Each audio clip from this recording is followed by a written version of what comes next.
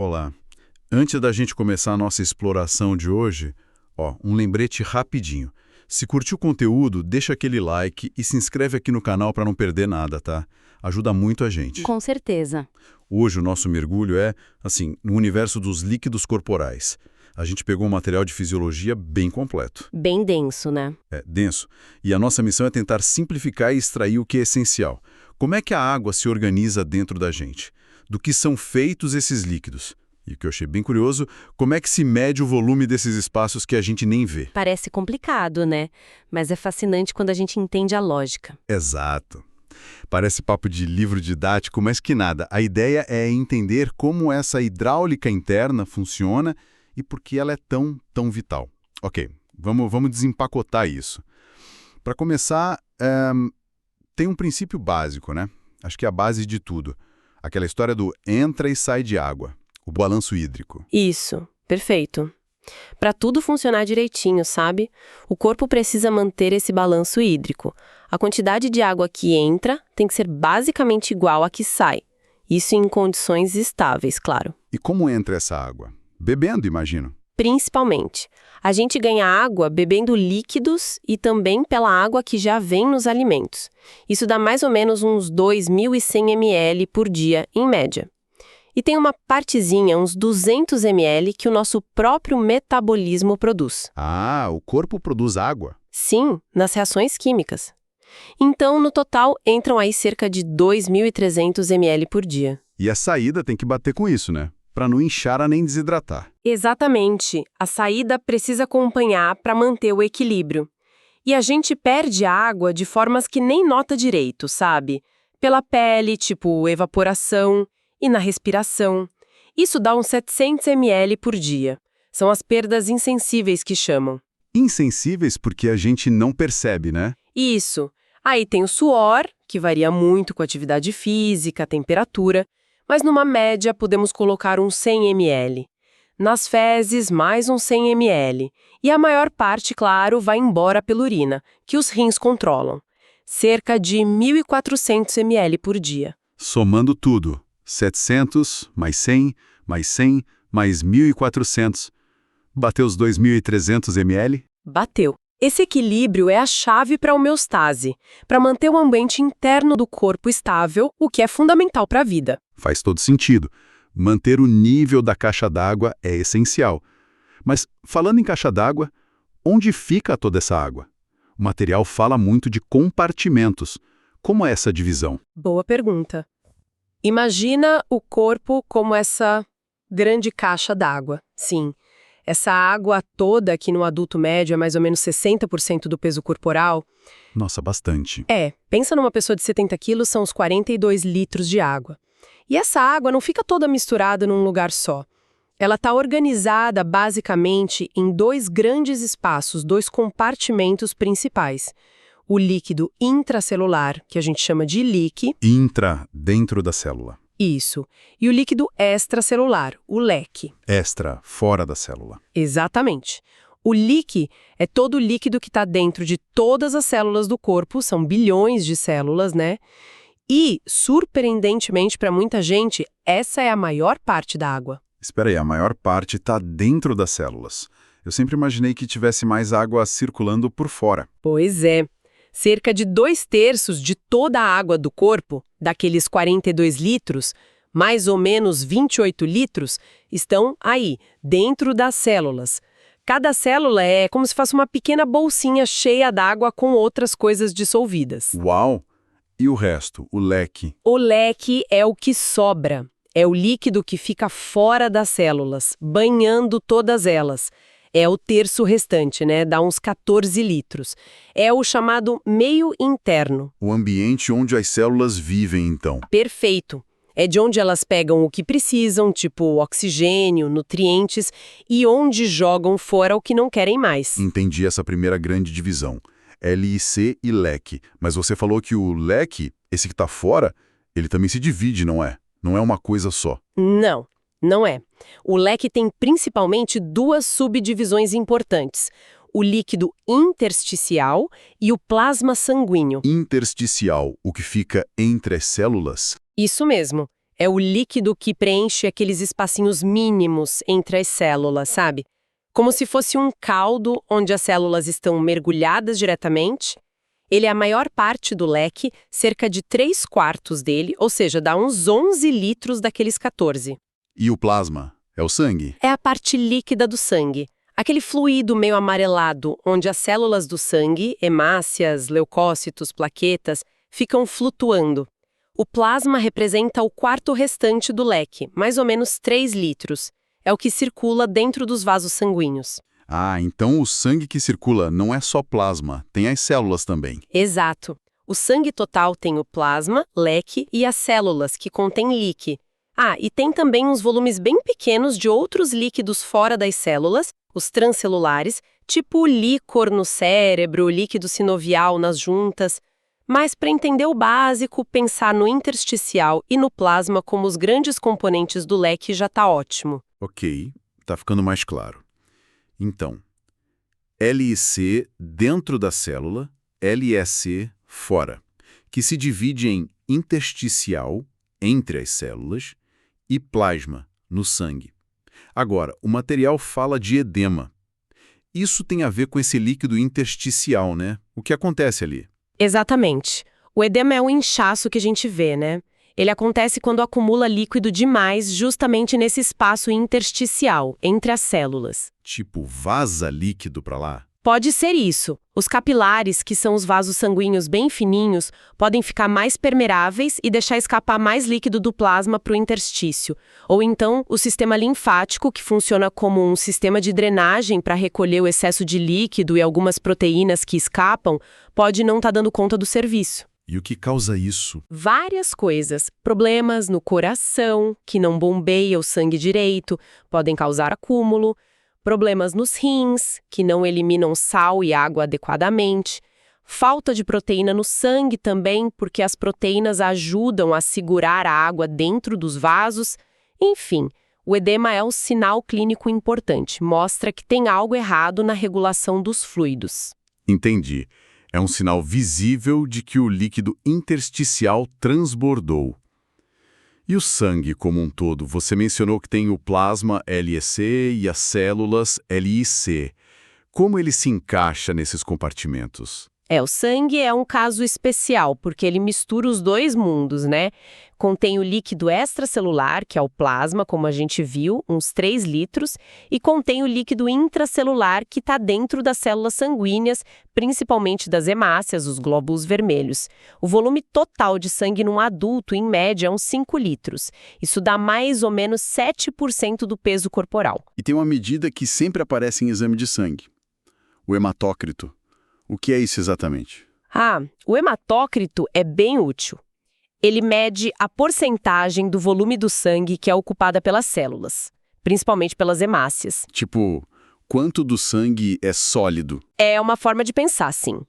A gente centrifuga uma amostra de sangue, as células vão pro fundo e o plasma fica em cima. O hematócrito é a fração do volume total que ficou com as células vermelhas. Normalmente, em homens é por volta de 40% e em mulheres um pouco menos, uns 36%. E o resto é plasma? O resto, a maior parte, é plasma. Se o hematócrito tá baixo, pode ser anemia, né? Poucas hemácias. Se tá muito alto, pode ser policitemia, um excesso de hemácias. Ou desidratação, que concentra o sangue. Ele dá uma boa ideia dessa proporção célula-plasma. Clareou bastante a distribuição física, os compartimentos. Mas e a química? O que tem dissolvido nesses líquidos? O líquido é igual ao leque, em termos de composição? Aí que tá uma das coisas mais incríveis e fundamentais da fisiologia. Eles são radicalmente diferentes. E essa diferença é mantida a um custo energético altíssimo pelo corpo, porque é vital para as células funcionarem. Diferentes como? O líquido extracelular, o leque, tanto o plasma quanto o intersticial, ele é rico em certos íons. Pensa assim, é como se fosse o nosso mar interno. Ele é rico em sódio, Na+, cloreto, Cl-, e bicarbonato HCO3-. É um ambiente mais salgado. Além disso, ele carrega os nutrientes que as células precisam pegar. oxigênio, glicose, aminoácidos, e também transporta os resíduos que elas eliminam como gás carbônico. E dentro da célula, no líquido, é o contrário. Basicamente o oposto, em termos dos íons principais. Dentro da célula, no líquido, os íons que dominam são o potássio, K+, o magnésio, Mg++, e os íons fosfato, PO4-. A concentração de potássio, por exemplo, é gigantesca dentro da célula e bem baixinha fora. Com o sódio é o inverso, muito fora, pouco dentro. E tem mais. Dentro da célula tem uma quantidade enorme de proteínas, bem mais do que no líquido intersticial. O plasma também tem bastante proteína, mas menos que dentro da célula. Nossa, que diferença brutal. Sódio fora, potássio dentro. Mas por que isso é tão importante e como o corpo consegue manter essa separação? A tendência não seria tudo se misturar? Seria. A tendência natural, pela difusão, seria igualar as concentrações. Mas aí é que entram as membranas celulares. Elas não são só barreiras passivas, elas são super seletivas e, mais importante ainda, elas têm bombas moleculares. A mais famosa é a bomba de sódio-potássio. Ah, já ouvi falar. Ela funciona o tempo todo, gastando energia ATP para ativamente jogar 3 íons de sódio para fora da célula e puxar 2 íons de potássio para dentro. Ela vai contra a maré, contra o gradiente de concentração. E para que tanto esforço? Esse esforço mantém essa diferença de cargas elétricas e de concentração química através da membrana. E é essa diferença que permite, por exemplo, que os nossos neurônios gerem e transmitam impulsos nervosos e que as nossas células musculares se contraiam. É a base da excitabilidade celular. Sem essa diferença mantida ativamente, a gente não pensaria, não se moveria. Nada. É um exemplo perfeito de homeostase, gastando energia para manter um desequilíbrio controlado que é essencial para a vida. Caramba, isso muda tudo. O corpo gasta energia ativamente só para manter essa separação química. E sem ela, nada de função cerebral ou muscular. É realmente impressionante. Mas aí vem a pergunta inevitável. Se esses compartimentos são, tipo, invisíveis, e essa química toda é interna, como os fisiologistas sabem os volumes? Não dá para pegar uma proveta e medir, né? Não. Definitivamente não. Seria um método, digamos, terminal. A técnica que se usa é muito engenhosa. É baseada no que a gente chama de princípio da diluição de indicador. Diluição de indicador, como assim? A ideia central é até simples, na verdade. Você injeta uma quantidade conhecida, bem certinha, de uma substância marcadora ou indicador em um compartimento específico que você quer medir. Esse marcador tem que ter algumas propriedades importantes. Quais? Ele precisa se misturar de forma homogênea por todo o líquido daquele compartimento. Idealmente, ele não deve sair rapidamente daquele compartimento para outros, nem ser destruído ou eliminado pelo corpo muito depressa. Pelo menos não durante o tempo que leva para ele se misturar bem. Entendi. E depois que ele se mistura? Depois de dar um tempinho para essa mistura acontecer, você tira uma pequena amostra do líquido daquele compartimento, pode ser sangue, por exemplo, e mede a concentração final do marcador naquela amostra. Ah, se você sabe quanto colocou no total e qual a concentração que ficou depois de diluir, dá para calcular o volume total onde ele se espalhou. Exatamente essa é a lógica. É como você falou antes, se você joga uma gota de corante num copo d'água, a cor fica forte. Se joga a mesma gota num balde, a cor fica bem fraquinha. A concentração final te diz o volume da diluição. A fórmula básica é volume igual quantidade total do indicador injetado dividido pela concentração do indicador medido no líquido. Faz muito sentido. É uma ideia elegante. Claro que na prática deve ter uns ajustes, né? Se um pouco do marcador for perdido... Sim, claro. A gente precisa levar em conta se houve alguma excreção do marcador durante o período de equilíbrio, por exemplo. Mas o princípio fundamental é esse da diluição. E que tipo de corante ou marcador se usa para cada compartimento? Imagino que não pode ser a mesma substância para medir a água do corpo todo e para medir só o plasma, né? Não mesmo. A escolha do marcador é absolutamente crucial. Ele tem que ter o passaporte certo para entrar ou não em cada espaço. Olha só, para medir a água corporal total, a gente precisa de algo que vá para todo lugar onde tem água, dentro e fora das células. O ideal é usar água marcada. Pode ser água com trítio, que é um isótopo radioativo do hidrogênio, ou água pesada, com deutério. Elas se misturam com toda a água do corpo. Ok, água marcada para água total. E para o leque, o líquido fora das células? Para o volume do líquido extracelular, leque, aqui o desafio é achar algo que saia dos vasos sanguíneos, vá para o espaço intersticial, mas que não entre nas células. Tem algumas opções. Pode ser sódio radioativo, cloreto radioativo, ou substâncias como a inulina, um polissacarídeo, ou o iotalamato radioativo. Elas se espalham bem pelo leque, mas têm dificuldade em atravessar a membrana celular. E o líquido dentro das células? Como mede? E o volume do líquido intracelular? Esse é o mais complicado. Não tem um marcador bom que entre em todas as células e fique só lá dentro. Então a gente faz por subtração. Mede-se a água corporal total, com água marcada, e mede-se o volume do leque, com inulina ou outro marcador de leque. Aí a diferença é o leque, tipo leque igual água total, leque. Ah, entendi. É um cálculo indireto. Esperto. E para medir só o volume de plasma dentro dos vasos sanguíneos? Para o volume do plasma, aí a gente precisa de um marcador que seja grande demais para conseguir escapar pelos poros dos capilares e ir para o líquido intersticial. Ele tem que ficar preso na circulação. O que se usa são moléculas grandes, como a proteína albumina marcada com iodo radioativo, iodo 131, por exemplo, ou um corante chamado azul de Evans, T1824, que se liga fortemente às proteínas do próprio plasma. Eles ficam circulando ali. E o líquido intersticial, aquele entre as células, também é por subtração. Volume do líquido intersticial. Também. A gente mede o volume total do leque e mede o volume do plasma. A diferença é o líquido intersticial. Assim, líquido intersticial igual ao volume do leque menos o volume do plasma. E o volume de sangue total? Finalmente, o volume sanguíneo total. Tem duas maneiras principais. Você pode medir o volume do plasma, com a albumina marcada, por exemplo, e também medir o hematócrito. Sabendo a fração de plasma, você calcula o volume total. A fórmula é volume sanguíneo igual ao volume do plasma, 1 menos hematócrito.